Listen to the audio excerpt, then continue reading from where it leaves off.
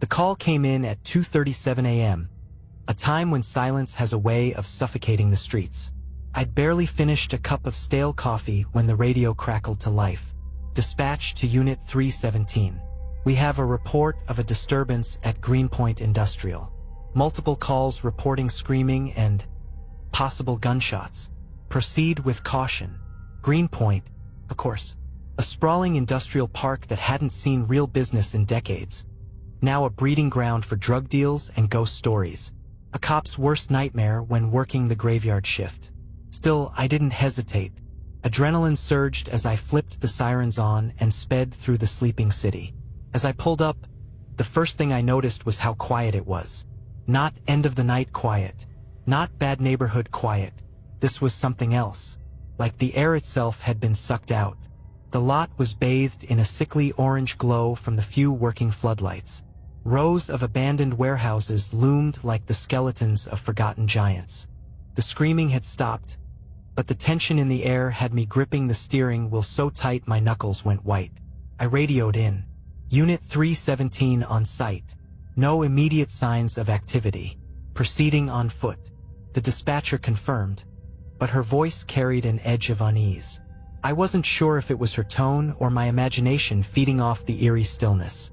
I stepped out of the cruiser, flashlight in one hand, the other hovering over my holster. The gravel crunched underfoot as I made my way toward the largest building. A towering relic with shattered windows and graffiti-scarred walls. Its doors hung slightly ajar, swaying in the faint breeze. That's when I noticed it. A single streak of fresh blood trailing from the doorway into the darkness beyond.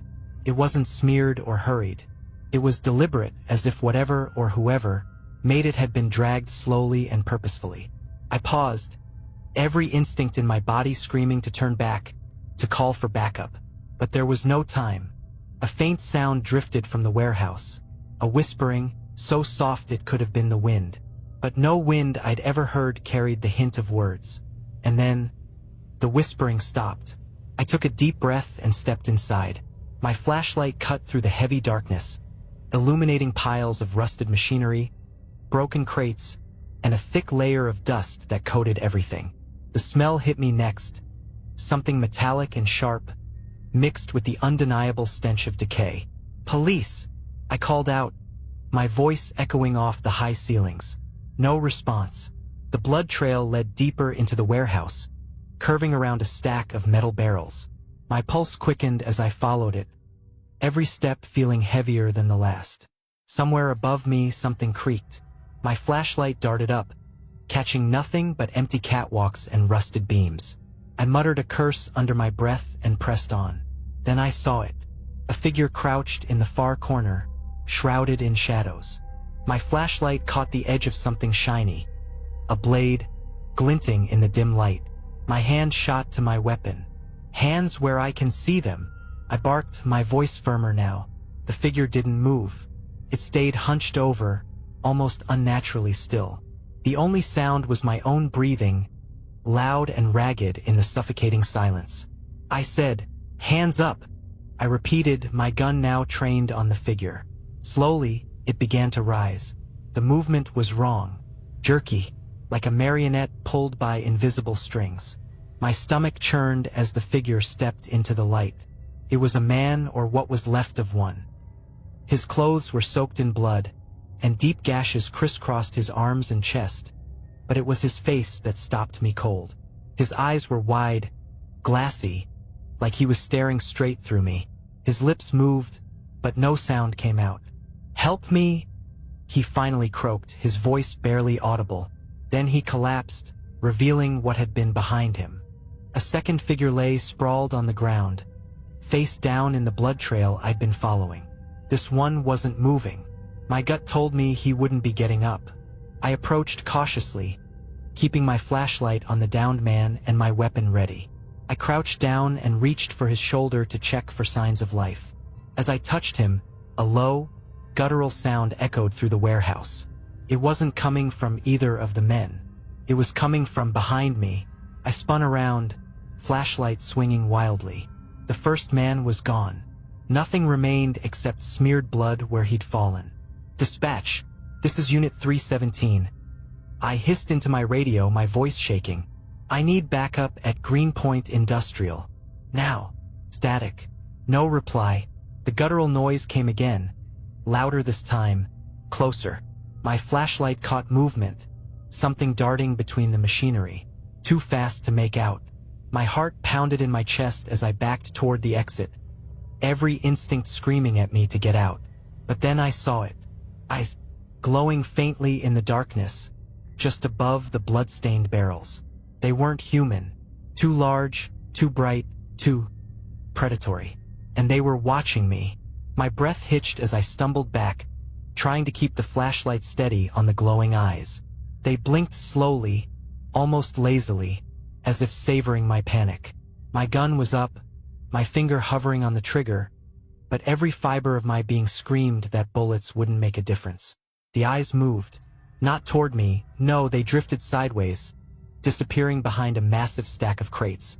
Whatever it was circling me, toying with me. My heart pounded like a jackhammer as I backed up further, scanning the room with rapid, jerking motions. "Show yourself," I shouted, but the words barely left my throat before I heard it. A scraping sound. Metal against metal. Long, deliberate strokes that set my teeth on edge. I whipped the flashlight toward the source and froze. It was a hand. No, not quite a hand. Something resembling a hand but too long, too twisted, was dragging sharp claws along a steel beam. The thing's arms stretched unnaturally, its elbow bending in the wrong direction, its movements slow and deliberate, like it wanted me to see. The claws stopped their scratching. Then the thing yanked its grotesque arm back into the shadows, leaving only silence. I took another step back, bumping into one of the blood-stained barrels. A metallic clang echoed through the space, breaking the silence like a gunshot. The guttural sound from earlier returned, louder and angrier this time, reverberating through the warehouse. Suddenly, the eyes appeared again. Closer now. Too close. They hovered just above ground level, staring straight at me, and this time, the thing stepped into the light. If I had nightmares for the rest of my life, they'd never come close to what I saw. Its body was grotesquely thin. Its skin stretched tight over sharp, jutting bones. Its limbs were elongated, almost insect-like, and bent in impossible angles. But its face, God, its face was what broke me. It had no mouth, only a jagged opening where lips should have been, and the jagged hole twisted into something that almost resembled a grin. And then it lunged. It didn't move like an animal or a human, or anything I'd ever seen. It scuttled, its limbs skittering across the floor like a spider. I didn't think. I fired. 3 shots, center mass. The bullets hit it. I saw them hit, but the thing didn't stop. It didn't even flinch. It was on me in seconds, its claws swiping through the air. I threw myself to the side, crashing into a pile of crates as the thing's claws sliced through the empty space where I'd just been standing. Scrambling to my feet, I fired again, aiming for its head. The bullet grazed its eye, and it let out a screech so loud and piercing it felt like my skull was splitting. The thing recoiled, clutching at its face, and I seized the moment. I ran. My boots pounded against the warehouse floor as I sprinted toward the exit, the sound of my breathing drowned out by the creature's furious screeches behind me. It wasn't just chasing me, it was hunting me the way a predator plays with its prey before going for the kill. Every time I glanced over my shoulder, I caught glimpses of it in the shadows, its twisted limbs contorting unnaturally as it scuttled over machinery and debris. It was faster than I was, and it knew the terrain better. My only hope was the exit. The light from the open doorway came into view, and for a split second, I thought I might actually make it. But then, with a deafening crash, something heavy fell in front of me. A stack of barrels toppled by the creature. The path was blocked. I skidded to a halt, my flashlight whipping around as I searched for another way out. The thing screeched again, the sound vibrating in my chest, and I knew it was closing in. Desperation took over as I spotted a narrow staircase leading up to the catwalks. It wasn't an exit, but it was my only option. I bolted for the stairs, taking them 2 at a time. The metal groaned under my weight, but I didn't stop. From the corner of my eye, I saw the creature scaling the side of the wall, its claws digging into the steel beams like they were paper. It was fast, too fast. I reached the top of the stairs and sprinted onto the catwalk, the high vantage point giving me a brief, horrifying view of the warehouse below. Blood trails crisscrossed the floor, leading to dark stains that marked where others had fallen. I wasn't the first to be hunted here, and I wouldn't be the last. The creature leapt onto the catwalk with an ear-splitting clang, its glowing eyes fixed on me. I raised my gun again, knowing it was futile but too terrified to stop. I fired twice. The bullets struck its chest, but it barely flinched. Instead, it let out a low, guttural growl and started toward me. I backed away, my footsteps echoing on the steel grating. My mind raced for options. The catwalk ended at a large window, the glass old and cracked. It was a long drop to the ground outside, but it was better than staying here. The creature lunged, and I threw myself sideways, the claws slicing through the air inches from my head. It was faster and stronger, but I was desperate. I scrambled to my feet and ran for the window, holstering my gun to free my hands. The creature screeched again, and I felt the vibrations in my bones. It was right behind me. I didn't look back. Couldn't. With every ounce of strength I had, I threw myself at the window, crashing through the glass as shards exploded around me. For a heart-stopping moment, I was weightless, falling through the air. Then the impact came, hard and jarring, as I landed on the gravel outside. Pain shot through my leg, but I didn't stop to assess the damage. I rolled onto my stomach and forced myself to crawl, then to limp, away from the building. Behind me, I heard the creature's furious screams, but it didn't follow. It stayed inside, its glowing eyes watching me through the shattered window as I stumbled toward my cruiser. I threw myself into the car, locking the doors and slamming the gas pedal to the floor. The tires screeched as I tore out of the lot, my hands shaking so badly I could barely grip the wheel. In the rearview mirror, the warehouse loomed like a shadow, and I could still feel the thing's eyes on me. I didn't stop driving until I was miles away. Even then, I didn't feel safe. I parked in a deserted gas station lot, my hands gripping the wheel so tightly my knuckles turned white. My chest heaved as I tried to catch my breath, every nerve in my body still screaming that I wasn't far enough away. But I needed a moment to think, to process. What the hell had I just seen? I reached for the radio, determined to call in backup again. My fingers hovered over the button, but I hesitated. What was I going to say? That there was a creature in an abandoned warehouse that shrugged off bullets and moved like a nightmare come to life? Dispatch would think I'd lost my mind, or worse, that I'd fallen asleep on duty and was making up a story to cover for it.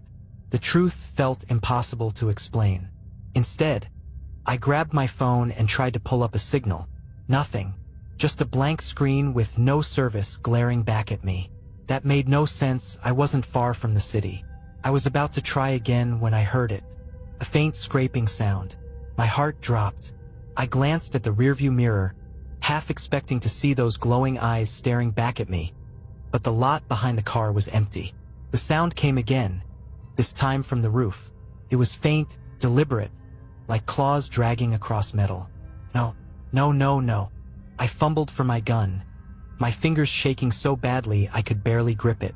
My breathing quickened as the sound moved, circling above me.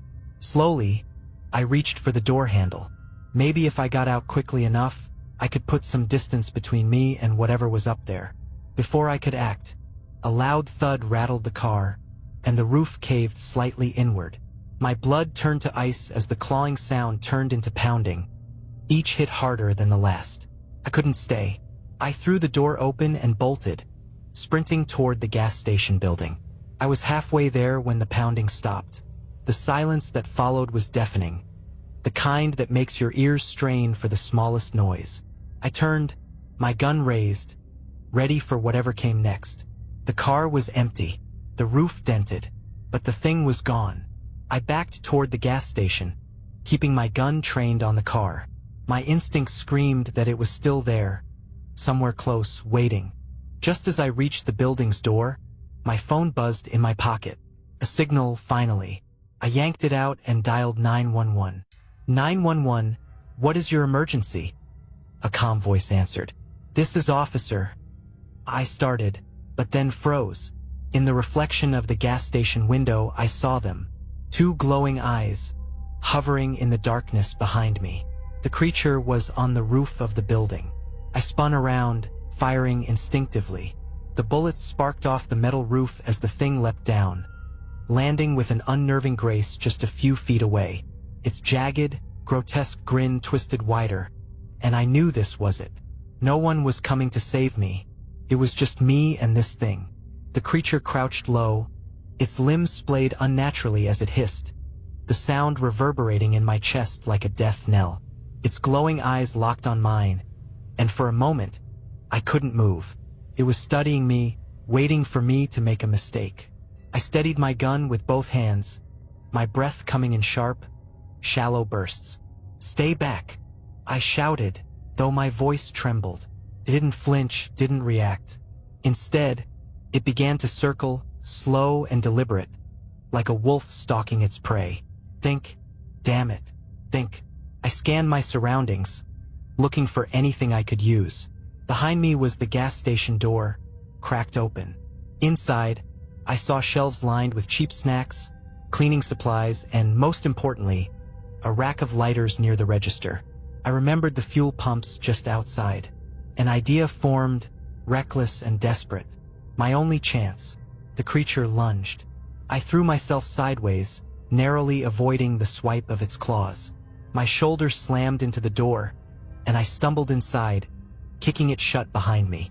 The glass rattled in its frame as the creature slammed into it seconds later, its jagged grin mere inches from my face through the pane. I bolted toward the counter, grabbing a lighter and a can of aerosol cleaner. My hands shook as I shoved the lighter into my pocket and grabbed another can for good measure. The door creaked ominously as the creature began pounding on it, the glass spiderwebbing with cracks. Come on, I muttered to myself, darting to the back of the store. Come on, come on. The door finally shattered, and I heard the thing skittering inside. Its claws scraped against the linoleum, the sound drawing closer as it hunted me through the aisles. I ducked low, crouching behind a shelf of motor oil, clutching the makeshift flamethrower in my hands. The scraping stopped. The silence stretched, unbearable. I peeked around the corner and came face to face with the creature. Its glowing eyes bored into mine, and its grin widened as it lunged. I didn't think. I pressed the lighter to the aerosol can and fired. Flames erupted, a roaring burst of heat and light that engulfed the creature's face. It shrieked, the sound high-pitched and agonized, as it stumbled back, clawing at its burning head. The smell of charred flesh filled the air, and I seized the moment to run. I sprinted out the back door, into the lot where the fuel pumps waited. The creature recovered faster than I'd hoped, its screeches turning into a guttural growl as it burst out behind me, flames still licking at its twisted form. Come on, I shouted, grabbing the nozzle of a pump and dousing the ground around me with gasoline. The creature charged, faster now, its movements wild and erratic as the fire drove it into a frenzy. I fumbled for the lighter, flicking it open with trembling fingers. The creature leapt, its claws outstretched, and I dropped the flame. The gasoline ignited in an instant, a wall of fire erupting between us. The creature let out a final, ear-splitting scream as it was consumed by the flames, its grotesque body writhing and twisting before collapsing in the inferno. I backed away, watching as the fire raged, the heat searing my skin. It didn't move again. By the time the fire department arrived, the flames had burned down to embers. I gave my report, carefully omitting certain details. I told them about a violent vagrant, how I defended myself, how the fire was an accident. They didn't ask too many questions. But I knew the truth. That thing wasn't human, and it wasn't the only one. As I drove away from the scene, the memory of those glowing eyes burned into my mind. I couldn't shake the feeling that somewhere, in the shadows, others were waiting, watching, and they'd be back.